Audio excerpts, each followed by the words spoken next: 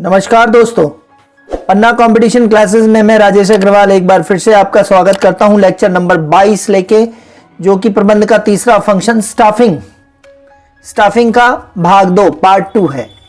ठीक है, कुल स्टाफिंग के 6 पार्ट आने वाले हैं और इस जो लेक्चर नंबर 22 में टॉपिक जो कवर्ड हुआ होगा वो है नियुक्तिकरण प्रक्रिया के तत्व, स्टाफिंग प्रोसेस के एलिमेंट्स और स्टेप्स। ठीक है, अब स्टाफिंग प्रोसेस के एलिमेंट्स जो हैं वो 6 हैं, 6 प्रोसेस हैं, 6 स्टेप्स हैं। पहला है मानव संसाधन नियोजन, जिसको बोलेंगे ह्यूमन रिसोर्स प्लानिंग। दूसरा भर्ती तथा चयन, रिक्रूटमेंट एंड सिलेक्शन। तीसरा स्थापन, आगमन और अभिनवीकरण, प्लेसमेंट, इंडक्शन एंड ओरिएंटेशन। चौथा प्रशिक्षण एवं विकास, ट्रेनिंग एंड डेवलपमेंट। पांचवा निष्पादन मूल्यांकन या परफॉर्मेंस अप्रेजल या इवैल्यूएशन। और छठवां है पदोन्नति, स्थानांतरण, पदमुक्ति या अवनति, प्रमोशन, ट्रांसफर, टर्मिनेशन या डिमोशन। ध्यान देंगे, नियुक्तिकरण के जो 6 तत्व हैं, इन्हीं 6 तत्व के जो हैं आने वाले 6 पार्ट जो हैं वो इन्हीं से संबंधित हैं। एक एक पार्ट में अब अपन कवर करने वाले हैं। ये पार्ट 2 है। ठीक है, तो कौन कौन से 6 तत्व हैं फिर से आपको बता देता हूं। मानव संसाधन की प्लानिंग कर लेंगे, प्लानिंग के बाद उनकी भर्ती के लिए एडवर्टाइजमेंट निकालेंगे, फिर उनका सिलेक्शन होगा, सिलेक्शन के कई स्टेप्स रहेंगे। जब वो सिलेक्ट हो जाएंगे तो उनकी स्थापना करना है, किस पद पे उनकी स्थापना करना है, किस पद पे उनका आगमन हो रहा है, किस पद पे उनका इंडक्शन, ओरिएंटेशन, समाजीकरण करना पड़ेगा, पुराने एम्प्लॉइज से उनको मिलवाना पड़ेगा, ये सारी प्रक्रिया। फिर उनको उनके कार्य से संबंधित प्रशिक्षण तथा विकास देना, और फिर उसने जो कार्य करेंगे उनका कार्य करने का परफॉर्मेंस का क्या होगा, मूल्यांकन होगा, अप्रेजल होगा, परफॉर्मेंस अप्रेजल एंड इवैल्यूएशन। और इसके बाद पदोन्नति, स्थानांतरण, पदमुक्ति, अवनति, promotion, transfer, termination and demotion. ठीक है, तो यही पूरा नियुक्तिकरण में कवर करने वाले हैं हम। ठीक है, ये सीक्वेंस आप याद रख लीजिएगा। पहली बात करते हैं इसमें अपन मानव संसाधन नियोजन। जो प्रमुख तत्व का पहला स्टेप है वो है मानव संसाधन का नियोजन या ह्यूमन रिसोर्स प्लानिंग। यह क्या कहता है कि यह नियुक्तिकरण प्रक्रिया का पहला चरण होता है। नियुक्तिकरण प्रबंध की कौन सा नंबर का कार्य है, 3रे नंबर का, लेकिन नियुक्तिकरण प्रक्रिया का पहला चरण क्या है, मानव संसाधन नियोजन। प्रश्न के रूप में आ सकता है। मानव नियुक्तिकरण प्रक्रिया का प्रथम चरण होता है मानव संसाधन नियोजन। संगठन को कुशल कर्मचारियों की कमी ना पड़े, इसके लिए कब, कितने, किस विभाग में, कितने समय तक, किस योग्यता और गुण, अनुभव और कौशल वाले कर्मचारी चाहिए, इसकी प्लानिंग किया जाता है, इसकी प्लानिंग करना पड़ता है। ये लोग संगठन के आंतरिक एवं बाह्य स्रोतों द्वारा चयनित किए जाएंगे। ठीक है, तो मानव संसाधन की प्लानिंग क्या होती है कि संगठन को कुशल कर्मचारियों की कमी ना पड़े, इसके लिए कब, कितने, किस विभाग में, किस समय तक, कौन सी योग्यता, गुण, अनुभव, कौशल वाले कर्मचारी चाहिए, इसका प्लानिंग की जाती है। और ऐसे कर्मचारियों की भर्ती कहां से होती है, संगठन के आंतरिक स्रोतों से, जो पहले से कर्मचारी उपस्थित हैं उनके रेफरेंस से, और बाह्य स्रोतों द्वारा चयनित किए जाते हैं। ठीक है, मानव संसाधन नियोजन के निम्न भाग हैं। मानव संसाधन नियोजन अच्छे से समझ लीजिए, प्रश्न यहीं से बनने वाला है। मानव संसाधन नियोजन के ये 4 भाग हैं। पहला है मानव संसाधन की आवश्यकता का प्रक्षेपित लक्ष्य, means projected target, projection of human resource required. मानव संसाधन की आवश्यकता का प्रक्षेपित मतलब आने वाले भविष्य तक का लक्ष्य, projected target, projection of the human resource required. ठीक है, प्रक्षेपित लक्ष्य मतलब भविष्य का भी लक्ष्य इसमें तय किया गया है, कितना मानव संसाधन लगने वाला है। दूसरा है कार्य विश्लेषण।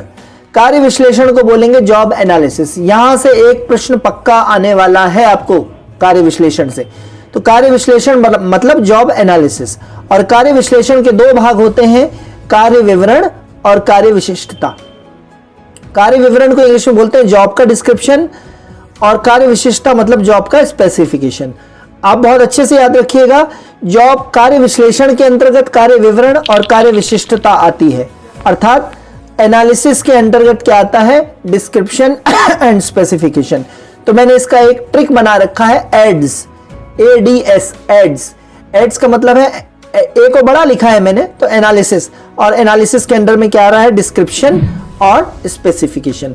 दोनों का क्या मतलब है इसका डिटेल अपन नीचे देखने वाले हैं। ठीक है, तो कार्य विश्लेषण जॉब एनालिसिस के दो भाग हैं, description and specification. Description and specification.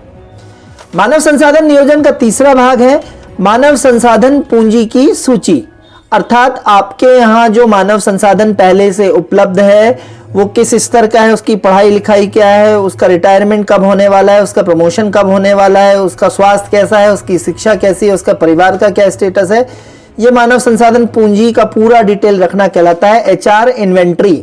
Inventory में जैसे आप स्टॉक रखते हैं, इन्वेंट्री का मतलब क्या होता है, स्टॉक, तो ऐसे मानव संसाधन की पूंजी का पूरा स्टॉक आपको मेंटेन करना पड़ता है, ऑन पेपर सब डिटेल रखना पड़ता है, ये कहलाता है मानव संसाधन की सूची। मानव संसाधन पूंजी जो आपके पास है, कंपनी के पास, उसकी सूची रखना हर एक एम्प्लॉय के बारे में।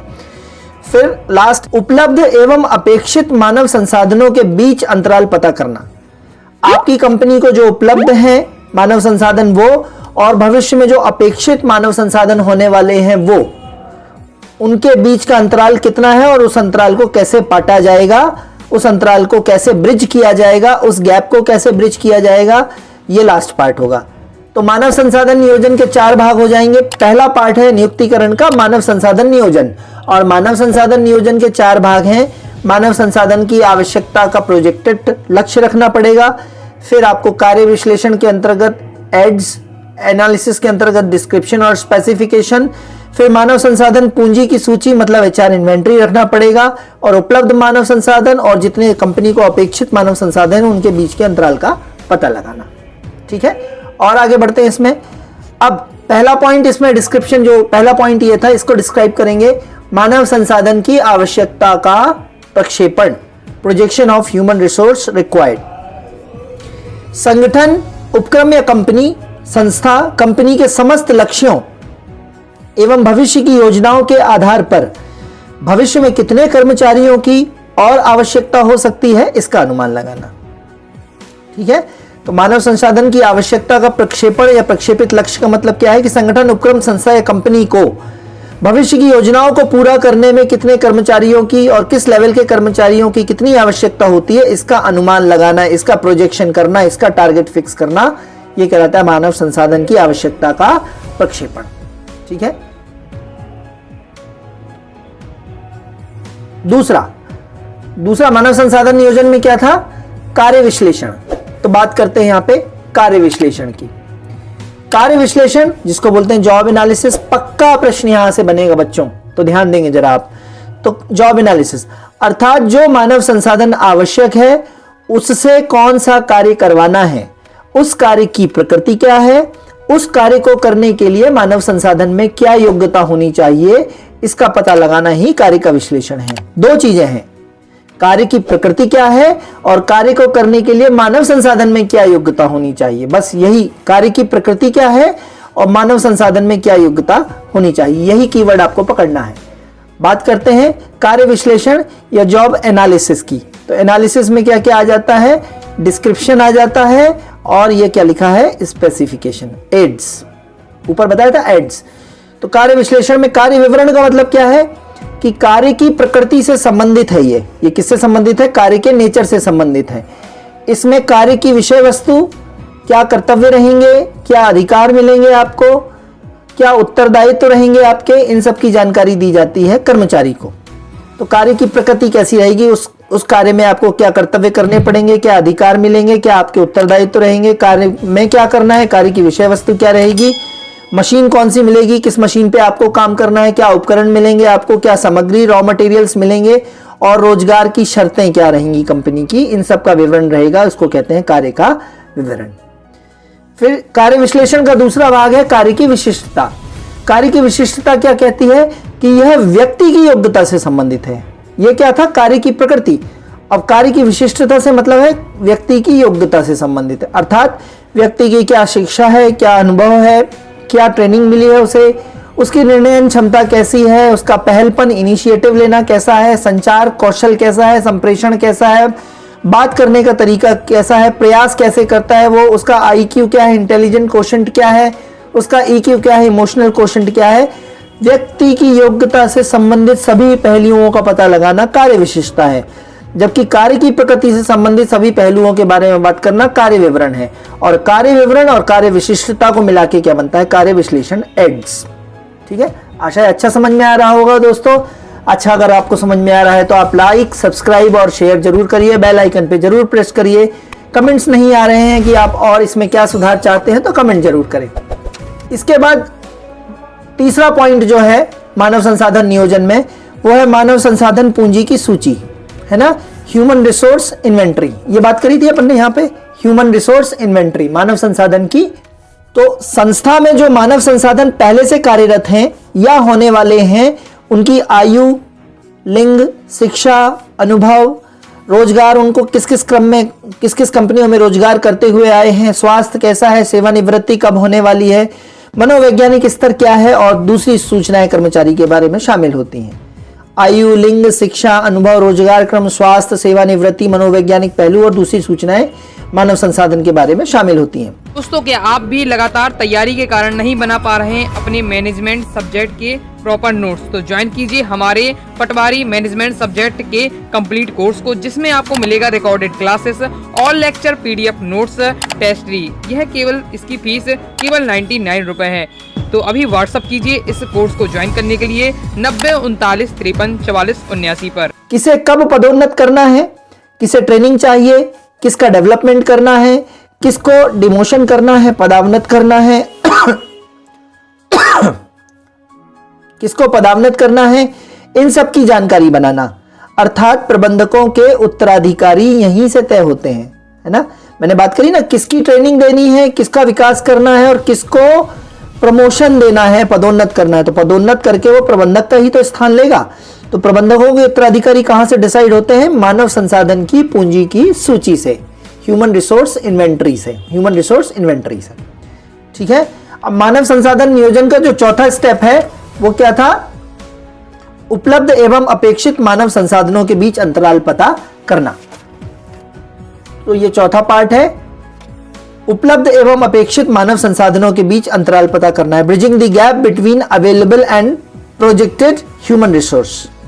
वर्तमान में कितना मानव संसाधन उपलब्ध है और भविष्य में कितना अपेक्षित होगा, क्योंकि भविष्य में कुछ जो कर्मचारी होंगे वो पदमुक्त भी होंगे, रिटायर भी होंगे, कुछ का स्थानांतरण, ट्रांसफर भी होगा, कुछ पदच्युत भी किए जाएंगे जिसको काम से हटाया जाएगा, कुछ स्वयं त्याग पत्र दे के जाएंगे, कुछ की मृत्यु हो जाएगी। तो इससे मानव संसाधन की जो कंपनी को हानि होगी, उसके एवज में उस जगह को भरने वाले अपेक्षित लोग कैसे मिलेंगे, इस अंतराल को कैसे पाटेंगे, वो पता करना।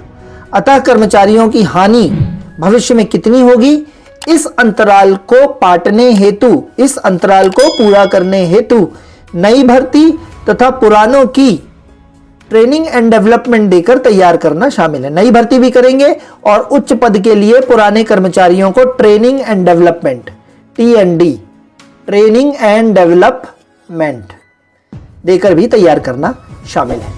ठीक है, तो ये नियुक्तिकरण का जो अपना पहला 6 भाग है, नियुक्तिकरण के 6 पद हैं, 6 एलिमेंट हैं, जिसमें से पहला है मानव संसाधन नियोजन। और मानव संसाधन नियोजन के 4 भाग यहां पे पूरे होते हैं। नेक्स्ट लेक्चर में पार्ट 3 के साथ फिर से मिलेंगे। ठीक है, तब तक के लिए धन्यवाद, थैंक यू। और लेक्चर को लाइक, सब्सक्राइब और शेयर जरूर करें। धन्यवाद।